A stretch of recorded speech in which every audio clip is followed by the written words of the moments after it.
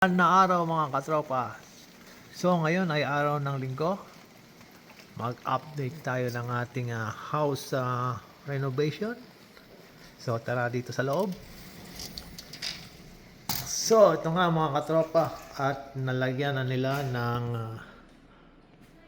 drywall dito. So pinakinis na nila yan. Preparation para sa pagkabit ng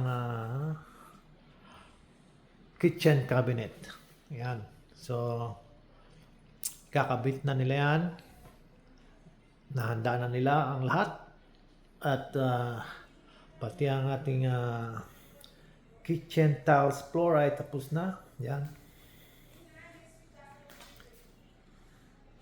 Ito, nilagyan na nila ng grout ang pagitan. Yan.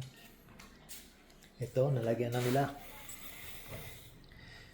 At siyempre, pati itong beam na nilagay nila ay meron ng forma. Napormahan na nila. Nalagyan na nila ng drywall. Tapos pinakinis. Pati itong wall dito, pipinturahan na lang nila. Dahil nalihan na nila yan. So pati itong ating mga cabinet ay nandito pa. Hindi pa na-assemble. Sana ay bukas ay may kabit na nila.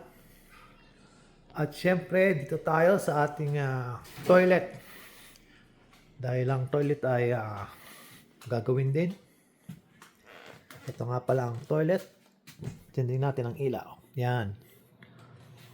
So, babaguhin din yan ng toilet.